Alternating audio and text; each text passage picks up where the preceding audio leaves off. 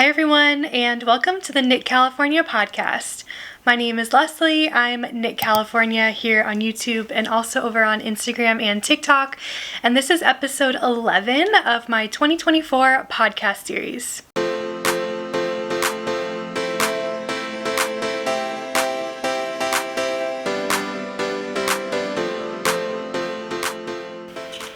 Can you guys see Rocky? He's so cute. Hi everyone, I'm back. It's been about 2 weeks since I filmed my last podcast episode. Today is Saturday, April 6th. Sorry, I thought I read that wrong. Saturday, April 6th, and we're back with another episode. I feel like I have a lot to catch you up on. Today we're going to talk about my failed attempt at knitting the mini mock neck tank while on my vacation 2 weeks ago now.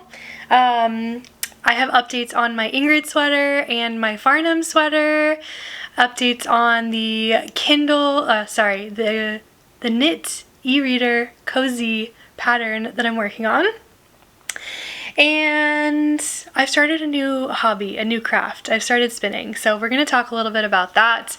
I also really want to talk about transitioning from winter knitting into spring knitting, but I do think I'm going to save that for a separate video and maybe talk about that in my spring knitting plans video that I am hoping to also film this weekend. And yeah, there's probably some other stuff. I feel like I have a long list of things that I would love to chat with you about because I have not filmed or recorded anything in a couple weeks. So I just feel like I'm like overflowing with things to say. But we are going to get into it, and we are going to start talking about my mini mock neck tank.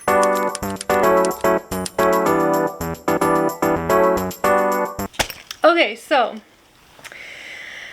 the pattern is the mini mock neck tank by Jessie Made Designs. It is a negative ease tank fingering weight knit tank pattern, and my thought with knitting this was I'm going on this. We talked about this at the end of the last podcast, okay? And the whole conversation was I just got this amazing new yarn that I love. I want to get this cast on right away. And hey, I'm going on a cruise, a 5-day, 4-night cruise. This would be a great project to work on and finish while I'm on the cruise for 5 days.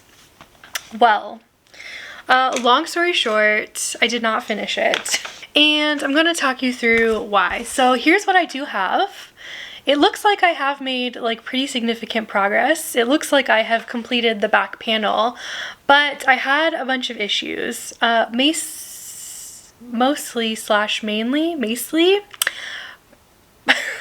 with gauge. And that is because my gauge was completely off where it's supposed to be. So this is supposed to be knit on 3.5 millimeter needles, and the pattern gauge is 24 stitches per 28 rows. And as I was knitting this up during the cruise, I measured it, my gauge, and I was coming out to 27 stitches and 40 rows.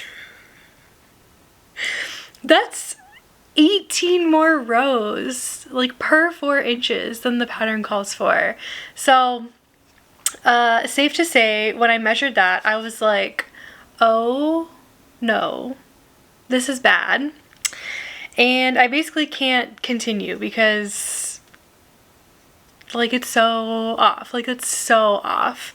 And the issue, where I went wrong is I did not gauge swatch. I was too excited, like too caught up in the idea of making this video, of having the finished tank, of like working on this really fun project during my vacation, and like I didn't do the pre-work that I needed to do.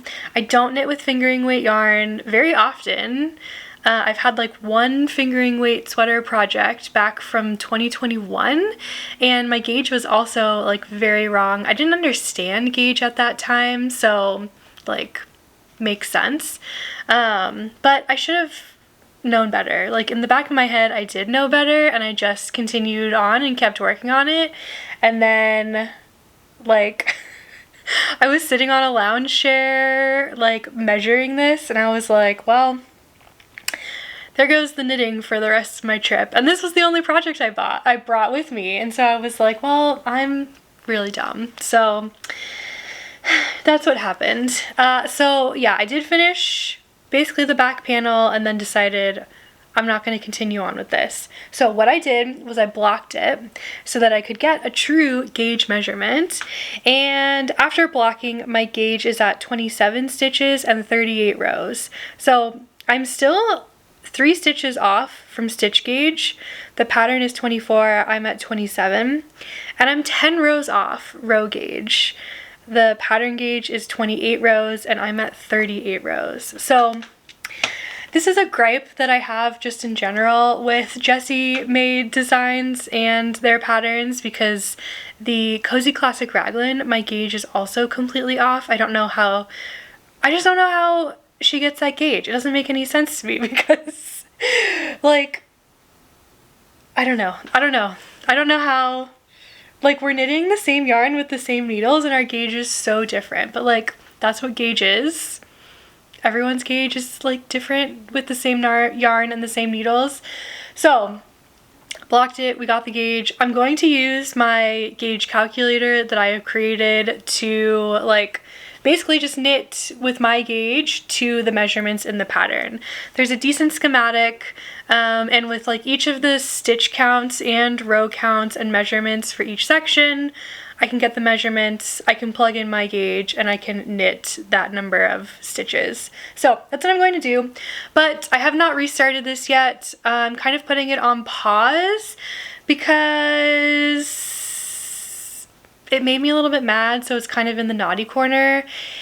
And I basically realized that I don't want as many projects on the needles at one time as I like have right now. So I'm putting this, like I said, on pause. We're gonna restart it at some point this spring or summer when I'm like ready to start knitting tank tops, but not right now. So there's the update. Oh, the yarn that I had used for this, I didn't show you. Here's the label. This is from Red Door Fiber Studio. It was from her Dungeons and Dickheads D&D themed collection, which the pre-order was only a few weeks ago. I got my yarn very, very quickly, but it's her classic sock base in the colorway Magic Mouth, and it's a 75-25 superwash merino nylon, 462 yards per 100 grams. So I still have like a lot of this yarn left over. This one is a full skein, this is a partial skein. So I don't think I need to frog this and reuse the yarn at this point to make the tank top. I may eventually frog it when I'm done with the project to use it in like a scrap project or something. But right now I don't need to do that. So I'm attempting to knit the size extra large. It's the 5th size in the pattern. And yeah, that's the mini mock neck tank. That's the disaster that struck during the cruise. I had mentioned like we're gonna film a whole vlog about it, and I scrapped the vlog because of this issue, and the cruise was kind of just meh. The food was crap. It was super crowded because it was spring break on a Carnival cruise, and I didn't have as much fun as I thought I would, I'm sorry to say, but that's okay. That's how it goes. So no big deal, we've moved on, and we're gonna move on right now to talking about my Ingrid sweater.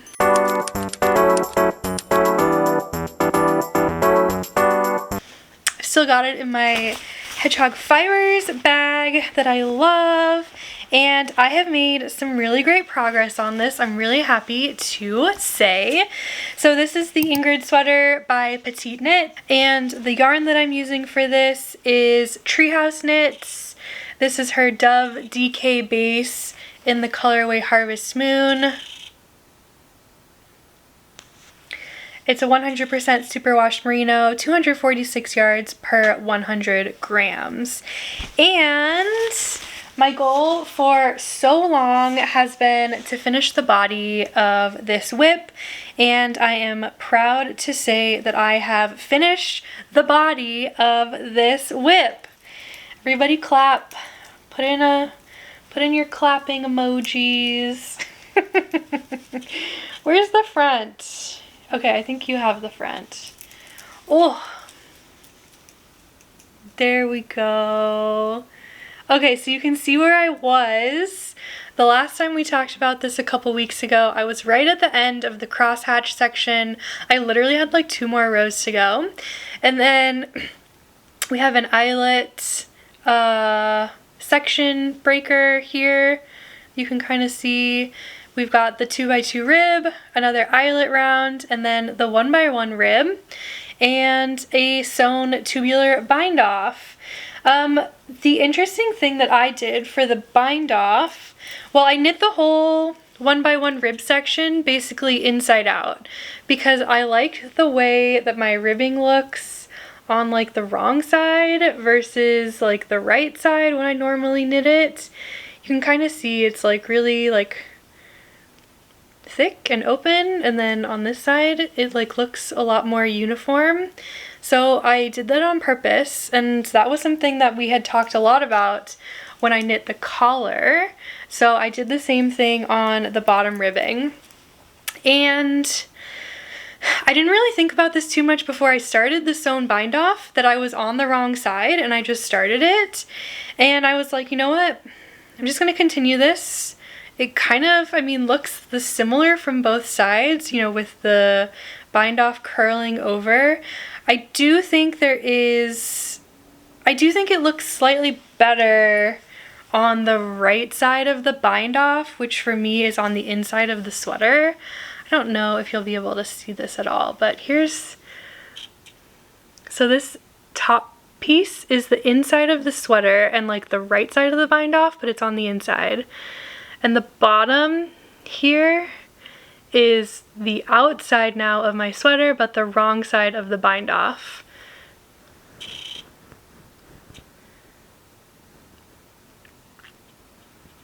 I think you can kind of see a difference, and I do think it looks better on the side that's on the inside, technically the right side of the bind off, but when all is said and done, this is the very bottom of the sweater. And if this is the thing that somebody like focuses on and points out when we literally have all of this amazing texture to be looking at, then that's just weird. Like, nobody's gonna notice that. So I'm excited to block this whole thing because it really looks like it just cinches in starting at the cross-hatching section. And to be fair, the top of this is blocked through the 2x2 rib. I had blocked it before joining the front and back panels, but that really needs to stretch out for me. It just looks like it's really like cinched in. I did try this on. I think I have a photo, so I'll put that up. But the other thing is I did do the bind off on my collar as well. So this is finally bound off. And I wove in, all of the ends are now woven in that were driving me insane. So I'm happy about that. It looks like super clean. And I picked up and started the first sleeve. So you basically pick it up and then you do some rows of purls and the eyelet round. And now I need to get situated because there are some short rows on the sleeve cap in the 2x2 rib section to help it like fall straight. I have never done short rows on sleeves before, so this will be my first time. Actually, that's a lie. We did some short rows on the stick season sweater sleeve as well. I forgot about that one. I think I just put that one out of my mind because I was so over it by then. But this is my first time doing short rows on the sleeve in not stockinette. It's gonna be in 2x2 rib. Not that I think it'll be like any different at all, but yeah, that's what we're about to do. So I just got 2 sleeves left on this bad boy, and then it'll finally be done. So I kind of mentioned it when talking about the mini mock neck tank, but I'm just really focusing right now on getting this sweater and my Farnham sweater done, or as close to done as possible before like the spring knitting fever really sets in. And at least this week I was really feeling good about doing that. I think because I finally like can see some progress on this with finishing the body and the neck and weaving in the ends. Like that feels like a big accomplishment, and I'll show you next the progress that I've made on my Farnham sweater also feels like a big accomplishment. So I just really want to, I like haven't seen these accomplishments and this progress on these sweaters that I started in January, and I'm like, it's time. We need to do it. We need to get it done. We need to focus. We need to stop casting on 100 other projects. Please, I need that in my life. So that's where we're at with this. Yeah, I have given the stats a lot, many times. Oh, I see Rocky. He's looking at the camera. He's so cute. But basically I'm knitting the size extra large. It is using DK weight, though the pattern recommends worsted weight. I was able to meet gauge, like actually meet gauge with the DK weight and 4.5mm needles. So I felt good about that. It's 20 stitches. My gauge is 32 rows, pattern gauge is 30 rows. Very close, just knit to measurements, it's fine. And yeah, 4.5mm for the body, 3.75mm for the ribbing. I was going to do 4mm for the body ribbing, but I didn't have my 4mm needle handy. It's in another project, so I just went down to 3.75, and hopefully I don't regret it. Hopefully when it's blocked it'll be fine, but alright, that is it. That's the update on my Ingrid sweater. And let's talk now about my Farnham sweater.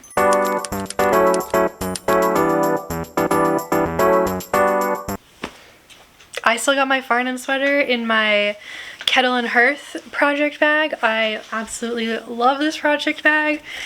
Michelle from Kettle and Hearth has been dyeing yarn as like her newest project. So would recommend going to check her out and supporting a new yarn dyer. I am waiting for some more of these bags in some fun new fabrics to be coming out. I don't know when she's going to be doing that, but she had posted at one point like this yellow flower fabric, and I want it, so that's what I'm waiting for. But okay, anyways, let's talk about the sweater. This label is not staying on, so we're grabbing a different skein. I think I got alpaca in my throat. Okay, so I'm knitting on the Farnham sweater by the Knit Pearl Girl. And the yarn that I'm using for this is Dusty Yarn Co. I'm obsessed with this yarn. And the colors are Shook and Baby Beach. Let me show you the labels. There you go. The purple is Shook, the white is Baby Beach, and this is on their classic alpaca sport base, which is a 100% baby alpaca 3-ply yarn, 291 yards per 100 grams. This is my first time knitting in sport weight, and I'm liking it. It's a little bit different from everything else that I knit in DK. It doesn't feel as like thin as fingering weight, so you know, obviously it's right in the middle of between fingering and DK, and I'm really liking it. I am loving this alpaca sport base. I have seen so many other small indie dyers recently coming out with a similar alpaca base. So if you see one, you should try it. I recommend it. Okay, I am so excited to show you the progress. No, Lillipup. Okay, as I was trying to say, I am very excited to show you the progress that I've made on this sweater because it feels like so much. Does it look like a lot? Okay, so here's where I was a couple weeks ago at the mermaid marker. Each purple section is 8 rows. 8 rows is about 1 inch. So 1, 2, 3, 4, 5, 6. I've knit about like 7.5 inches of progress on this sweater. We have joined the front and back panels together. Oh, let me show you this side. Here you go, see? And so, here you go, there's like 3-ish inches of progress since joining the front and back panels together. And I have woven in about 2/3 of these ends. So all of the ends that were in the neckline are woven in. All of the ends that were here on this side are woven in, you can see here. I have not done all of the ones on this side because it was just so much to do at one time. But this makes me, again, feel much better. Just like having so many ends like stresses me out and makes me feel like it's so unfinished. And I just feel calmer when they're all woven in. I was seriously thinking of not weaving in the ends for the stripes and literally just like tying knots and cutting them short. And then, I don't know, yesterday I was watching some knitting podcasts. I have 3 like categories of YouTube videos that I watch: knitting podcasts, reading videos, and videos about Taylor Swift and her songs. So I was watching a combination of all of those videos and I was like, I needed a little break from knitting on this, and I just decided to weave in all the ends. I don't mind weaving in ends generally. I find it, you know, this method and movement, I find it really like methodical and like soothing a little bit. So yeah, don't mind it at all. And I'm really proud of myself for all this progress. So I've got, let's see, what have I set up my row counter? I've got myself set up to do 30 more rows. So that's about 3 more sections. 1 white stripe plus 8. Okay, 1 white stripe plus 1 purple stripe is 10 rows. 2 rows in the white, 8 rows in the purple. So I've got myself to set up to do 3 more sections and then check the length, see if I like it. The bottom ribbing is only about 10 rows in a smaller needle, so it's only about like 1 inch. So that's something a little bit different, and yeah, so maybe potentially the body of this could be finished this week. And then maybe I'll pick up the collar. We'll have to see. But I'm gonna go ahead and move the marker, my progress keeper, down. It has been there for so long. There we go. Okay. Can you see it? There we go. Audrey from Dusty Yarn Co., one of her stepdaughters, made this little progress keeper, and so it was included in my order when I got the yarn. And it's so cute, it's so perfect, it matches the colors so perfectly of this, so I love it. And obviously it has to be my progress keeper for the whole project. But a couple of the stats on this: I'm knitting the size G, which is the 7th size in the pattern. And I chose to go up a size from what the pattern sizing says I should knit because of my gauge. This pattern is supposed to be a DK weight and I'm using a sport weight, so very obviously my gauge is going to be different than what the pattern says. And this time I did, you know, make the necessary adjustments and go up a size so that I knew that this would be the right fit that I want. Yeah, if only I had done that for a different project, but that's okay. Anyways, it's going really well. I'm really loving it. And like I mentioned on the Ingrid sweater, really just putting in the focus and the effort on these 2 projects. And I'm enjoying both of them. This one, especially right now, this has been my main focus for the last 2 days.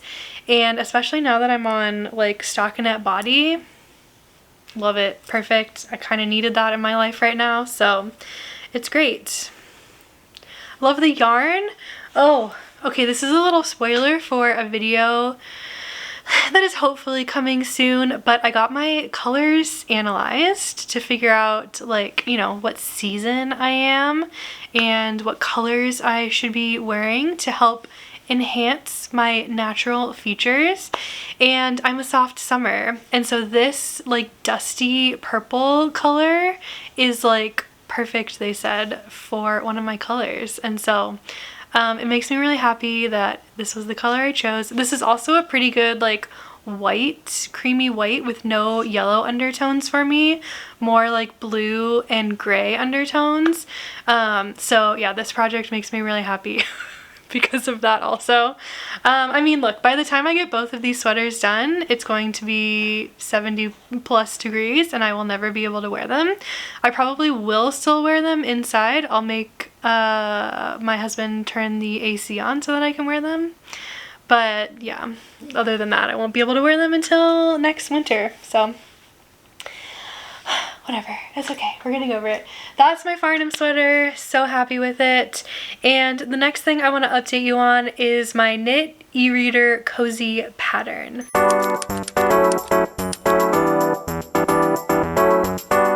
So as a reminder, I am writing up a pattern for this knit e-reader cozy. I have a Kindle, and I wanted to knit up a cozy for it and write up the pattern. And so I did. I'm working on it. It's in testing right now. The testing is going really well. The pattern is right now scheduled to be released April 13th, which is next weekend. So I really need to get my SHIT together so that it can actually come out and be released next weekend. But just wanted to give you a reminder. So this was the first sample that I had knit up, and the closure method at the top is this like double folded band with these snaps. I love the sound of snapping them. It's just perfect. And then I knit up a second sample that just has an I-cord edge at the top, and I put elastic in it, so it's pretty stretchy, but when I slip my Kindle in here, it like closes it, keeps it nice and tight, and it doesn't fall out. I don't have the Kindle in it right now, otherwise I would show you, but yeah, it doesn't fall out, which is great.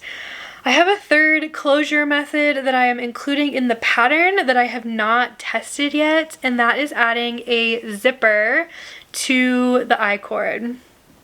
I've never knit a zipper into it, so I'm a little nervous about trying that one out myself. I do have a couple testers who are planning on adding the zipper in. They have not done it yet, so kind of waiting to see how theirs turn out, and I just need to get over it and do it myself. I also am planning on filming a whole tutorial on knitting up the cozy, probably with this closure method, because this is the easiest closure method in my opinion and does not really require any additional hardware attaching anything. This one requires the snaps, obviously. The zipper requires the zipper, obviously.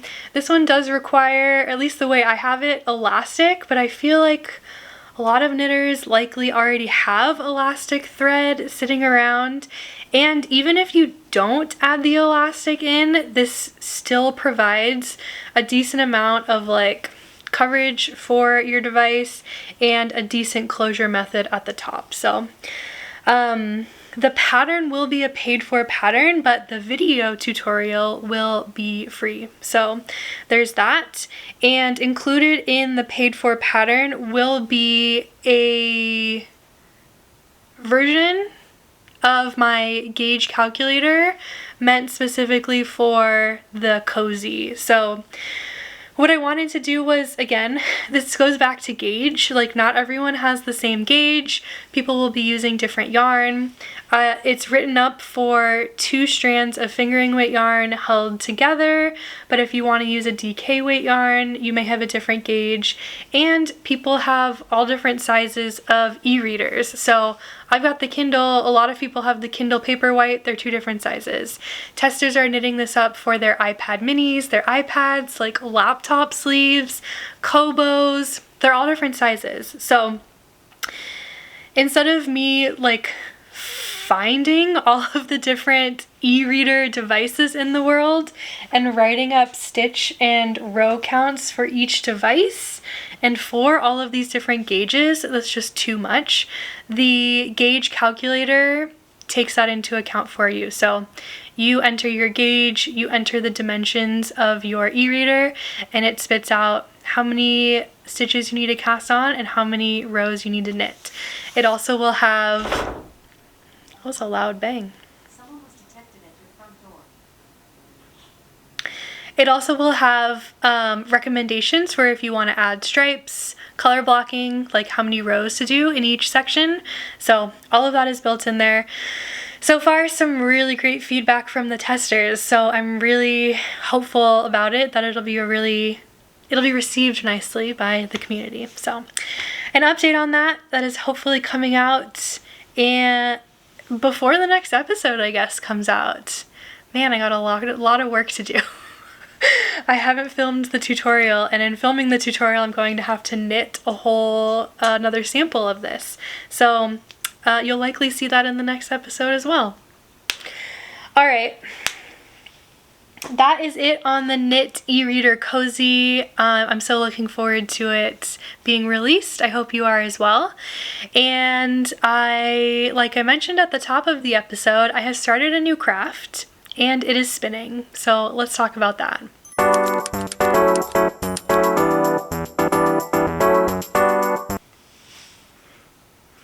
Here's my little electric eel wheel Nano 2 e-spinner. I told my husband that this is what I wanted for Christmas, and this was the one Christmas gift that he bought for me. And yeah, finally in the beginning of April, I pulled it out and have started learning how to use it and started learning how to spin. Heavily influenced by Andrea Mowry's 100 Days of Spinning. She's specifically doing 100 days of long draw, but I don't know how to spin at all. So we're just doing 100 days of spinning, and Rachel from Rachel is Knitting like committed to this challenge, and when she committed to it on Instagram, I was like, well, I'm gonna have to do it now too. So here's where we are. Today, this morning, has been my 6th day. Not in a row, because I had a couple days I had to go into the office and did not have a chance to do anything on those days. But my 6th day in general, learning how to spin and just trying to be consistent at it. And so that's where we're at. I'll show you. This was my very first attempt. Was on this bobbin.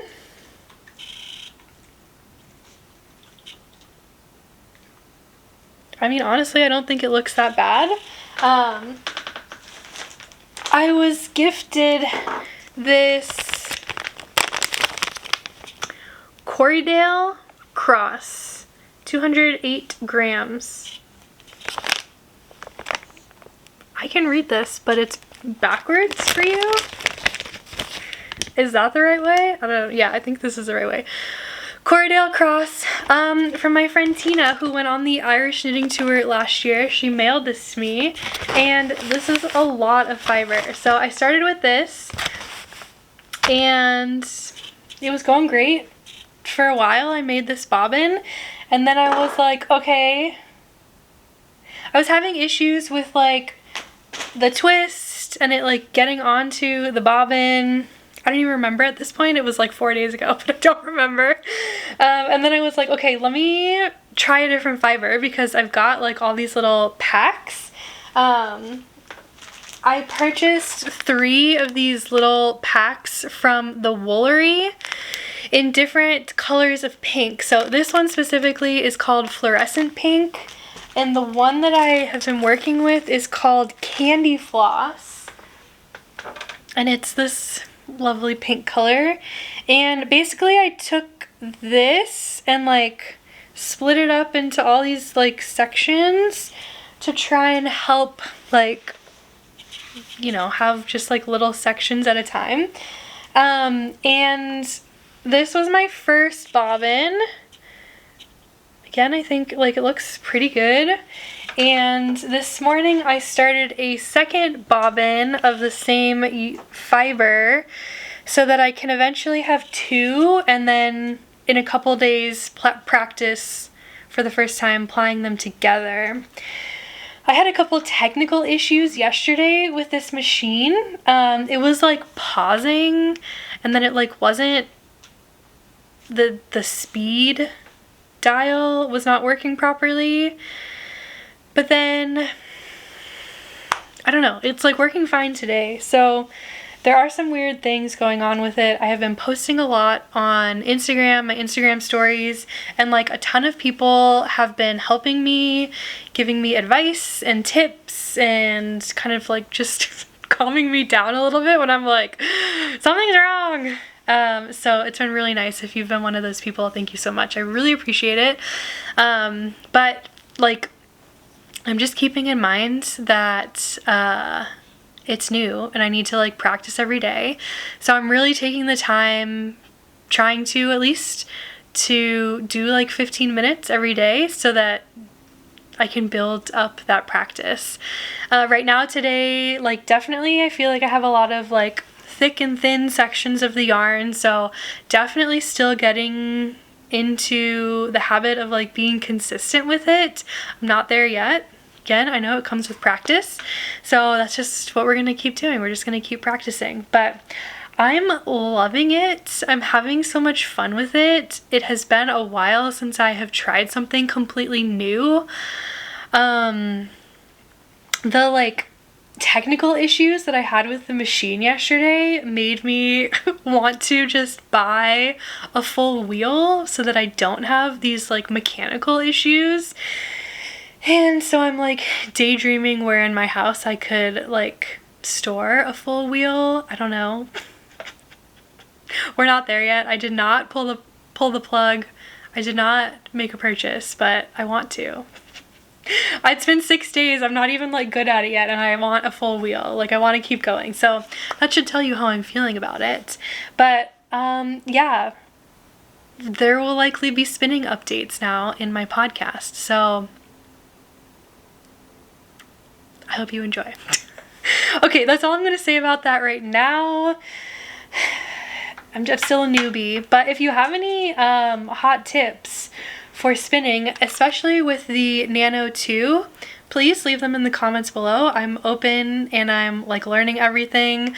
I'm like watching a bunch of troubleshooting videos and just like how-to videos on YouTube. So if you have any video suggestions that you have watched and enjoyed, you can leave those in the comments below also. And something that I just remembered is I would like to name my Nano electric eel wheel. So if you have a cute name suggestion, you can leave that down below also. Kind of just been calling it my Nano, but like that seems kind of boring. So yeah, any name suggestions would be great. And yeah, that's it for that. Okay, one more thing that I wanted to talk about on the podcast. I need to look at this up. Hold on.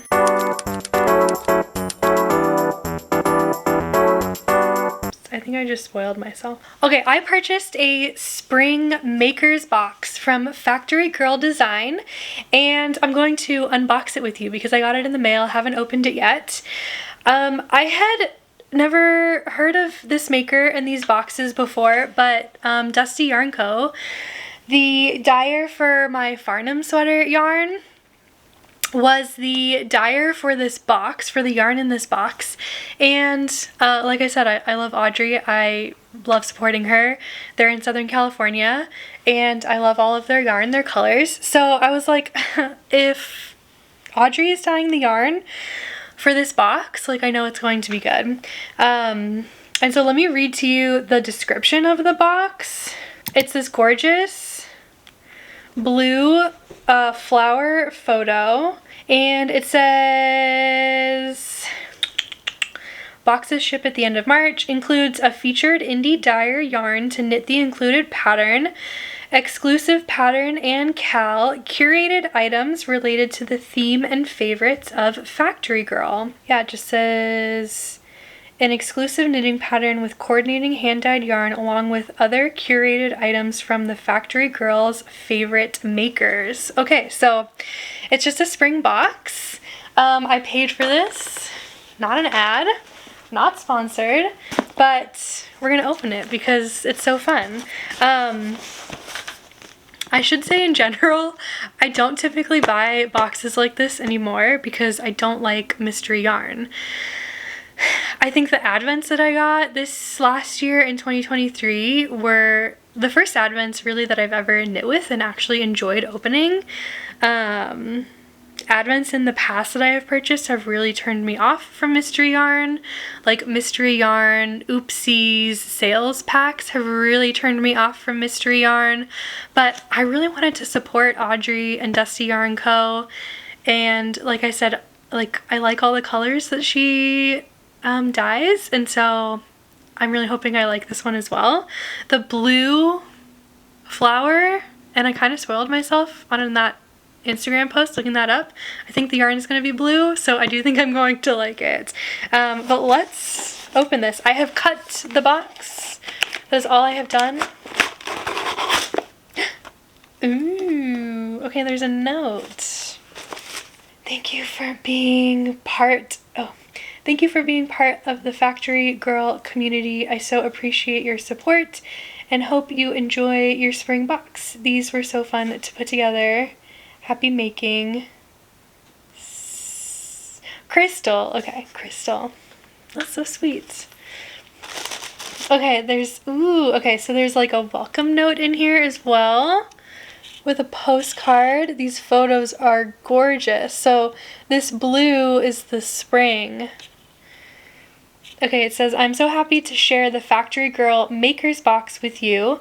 These are too much fun to curate, and I adore working with each amazing company featured inside. As you open this quarter's box, my hope is you will be introduced to and discover new products and makers you will come to treasure. Enjoy this special moment you've set aside for yourself as you unpack all the fun that awaits you inside your Factory Girl Maker's Box. I look forward to seeing you on an upcoming knit night, and happy making, dear friend. XO Crystal. Okay, and we've got the blue and orange postcard here. Okay, so there's more. Okay. A little about the Spring Maker's Box. Each box ships at the start of a new quarter, but also near a new season. As I was curating for the spring box, I kept dreaming of new beginnings emerging from their winter's rest. Inside, you'll find unique items for making, but also special gifts to grow, encourage reconnection, and try new things. The pattern this quarter is a lovely wrap that begins small and grows into its shape with an interesting cable motif. It is lightweight and a perfect transitional piece as each day forward moves deeper into spring and warmer as we near summer. Enjoy. Cool. I don't know if I'll actually knit a wrap, so I don't wear them very often, but it's really cool that there's a pattern included. Okay, so let's open this. Okay, it is blue yarn. Ooh. Oh, something in here smells really good. Okay, can you even see this? Probably not. Okay. Okay, so there's a whole card about all the makers who are included in this box. That's really cool. Okay, there's a pattern download card. I'm not going to show you that code. Okay, there's another postcard to pre-order the holiday box in here. So if you like this and are interested, the info for the holiday box is, for this year there will be a special addition to the Maker's Box lineup, our first holiday box. I've been collaborating with some very special small businesses to curate the holiday collection for our Golden Hour Winter Wonderland box. Oh, okay. Maybe I shouldn't be saying all of this. This is a special box not included in any of the subscription offerings. As a friend to the Factory Girl, you receive not only first access to pre-order, but there's a special discount code on here also. So you may need to order like the summer or fall box to get access to this. Okay, cool. Okay, look at all these things. Look at this yarn. Okay, this color is called Daylight, and this is on their classic fingering weight base. This blue is gorgeous, and as a soft summer, this blue actually I think is one of my good colors. Yeah, so there are 2 skeins of this. I love that. There are a lot of things that we can do with 2 skeins. Okay, there's more in here. Something smells really good. I do think it's this. This is the Soak. Oh, it's the lacy scent. Okay, I'm really glad they wrapped this up because it is leaking a little bit. I have never smelled the lacy scent, but it smells really good. I really like it. I'm gonna need to put this somewhere. Okay. It looks like it spilled a tiny bit, but not too much in here. Okay, there's so many more things in here. Okay. Some little stitch markers from Heidi and Lana. Those are really cute. I have come to really like closed ring stitch markers because they don't get caught on anything. Okay. What is this? It's like a little towel. Birds. A bluebird tea towel, 100% flour sack cotton.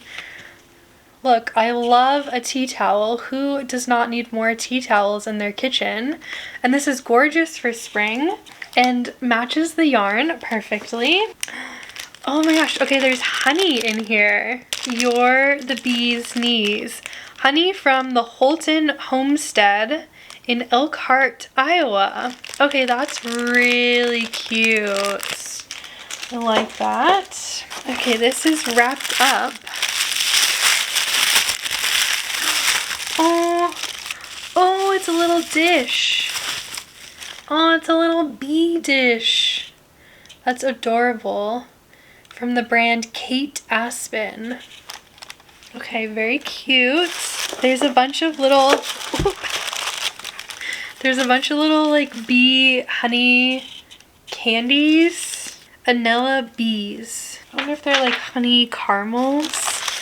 Okay, there's some note cards in here. That's super cute. Is this what I think it is? Look at this. There it is. Do you know how many of these stickers I have? Audrey, I think like all of the stickers that you have bought are now in my possession. Okay, these are really cute. Little note cards, all from Katie Daisy. Blank on the inside. Oh, there's 3 different. Cute. Okay, there's more in here. I'm not done. Okay, there's like one more thing in here. Seeds. Anella Bees Grateful Garden Edible Flower Blend. I'm so bad at growing things, but maybe I'll have to plant these and see what happens. Okay, another coupon code and a card for Gingerbread This is the Tea Towel Company. Oh.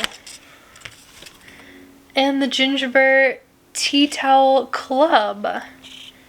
Okay, super cute. Okay, that's it. That is everything in this box. This was a really fun box, actually. Very unexpected. I kind of forgot I had ordered it. And I love this yarn. It's a great color.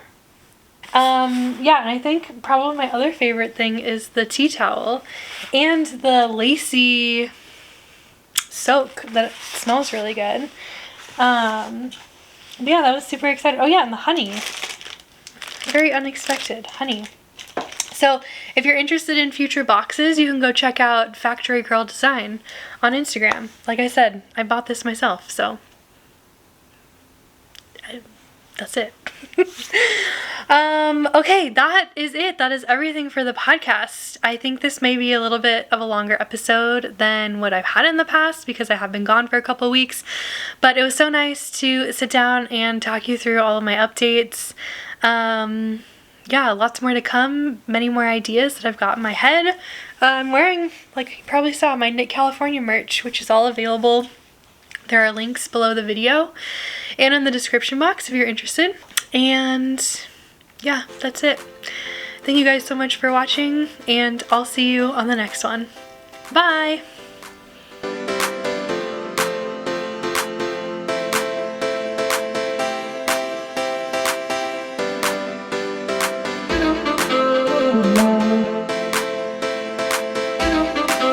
Thank you.